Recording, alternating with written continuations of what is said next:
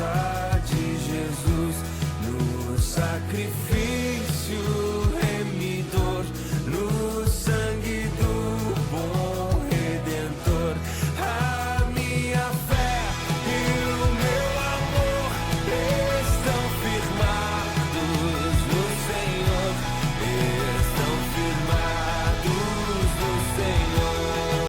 A graça e a paz do Senhor nosso Deus, amado irmão, aqui é o seminarista Ian. Esse é o projeto Semente de Fé e nós temos estudado as verdades essenciais da fé cristã. Temos falado sobre a doutrina da revelação. Hoje a gente vai estudar sobre a revelação especial e a Bíblia.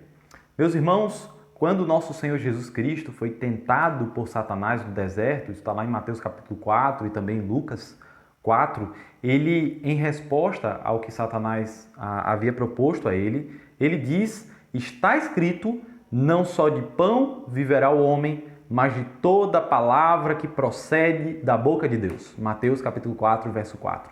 Não só de pão viverá o homem, mas de toda palavra que procede da boca de Deus. Historicamente, irmãos, a igreja cristã tem feito ecoar o ensino de Jesus afirmando que a Bíblia é a palavra de Deus, é a vox Dei, ou seja, a voz de Deus, é o verbum Dei, é a palavra de Deus. Chamar a Bíblia de palavra de Deus não significa sugerir que ela foi escrita pela mão do próprio Deus ou que caiu do céu como que num paraquedas. A própria Bíblia mostra que homens escreveram a Bíblia como a palavra de Deus. Porém, chamar a Bíblia de palavra de Deus significa que ela foi inspirada pelo próprio Deus. Cada palavra das Escrituras foi inspirada por Deus. É o que nós chamamos de revelação verbal. As palavras foram inspiradas. Nós acreditamos também no conceito de inspiração verbal, né, de cada palavra, mas também de inspiração plenária. A Bíblia toda foi inspirada. Não só cada palavra particularmente, mas ela como um todo é inspiração do nosso Deus. Segunda carta de Paulo a Timóteo, capítulo 3, verso 16, diz: toda escritura é inspirada por Deus. A palavra inspirada ali significa soprado. Deus, por meio do Espírito Santo, que é o vento de Deus, né, que é o sopro de Deus, ele soprou os ensinos da palavra de Deus para os profetas no Antigo Testamento e para os apóstolos no Novo Testamento, os legítimos representantes de Jesus Cristo, de maneira que quando os apóstolos falavam, eles falavam com a mesma autoridade que Cristo falou. Os ensinos apostólicos, as cartas de Paulo, de Pedro, de Tiago, dos demais apóstolos no Novo Testamento, são ali a manifestação da vontade do próprio Deus homem, o nosso Senhor Jesus Cristo.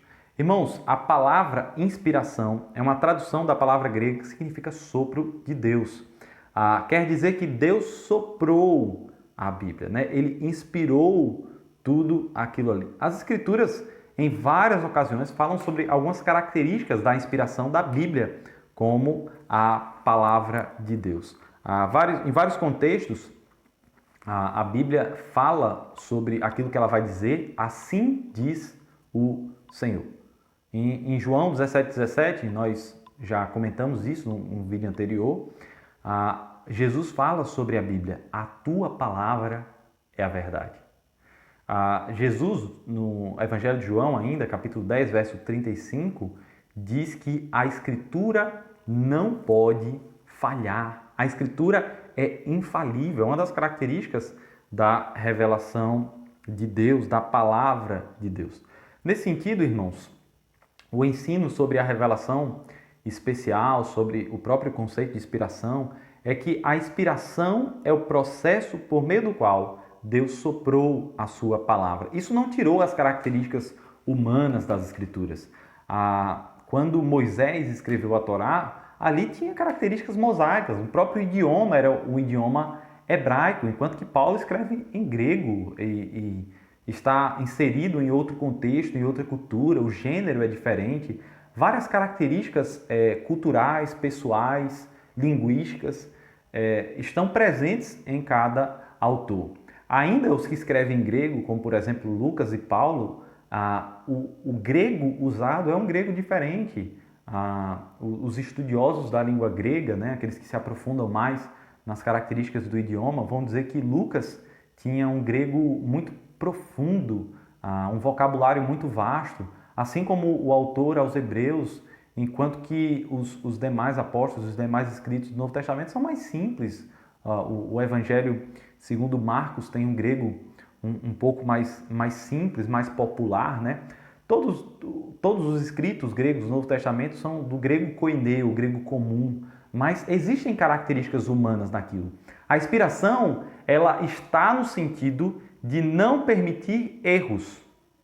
Ainda que tenham características humanas, nada daquilo ali foi errado. De maneira, irmãos, que Deus é a fonte suprema da Bíblia. Deus é o superintendente supremo da Bíblia. Ele conduziu aquele processo. Somente os manuscritos originais foram isentos de erro, inspirados por Deus, né? Isso é uma coisa importante para nós dizer que o processo de inspiração ele envolveu os manuscritos originais, envolveu ali de fato aquelas primeiras cópias que foram preservadas, que foram sim guardadas até hoje, de maneira que o texto sagrado que nós temos hoje, a tradução em língua portuguesa, é uma tradução confiável, uma tradução fiel da palavra de Deus, do texto original e das línguas originais, o grego e hebraico, que nós possuímos hoje em dia. Então, esse é o nosso ensino sobre a revelação especial sobre a Bíblia. Irmãos, ainda que a Bíblia tenha muitas características humanas, como eu falei, nós não devemos esquecer as palavras de Hebreus capítulo 1, verso 1. Eu tenho enfatizado muito isso. Hebreus capítulo 1, verso 1 diz assim: havendo Deus outrora falado aos pais por meio dos profetas, nos últimos tempos falou-nos por meio do Filho. Quem fala? Deus, por meio dos profetas. É Deus quem fala. O meio são os profetas. Então, ainda que nós entendamos aí as características proféticas e apostólicas dos escritos da Bíblia, do Antigo e do Novo Testamento, nós nunca podemos perder de vista que foi Deus quem conduziu todo o processo de produção do texto sagrado. Forte abraço, meu irmão. Deus te abençoe.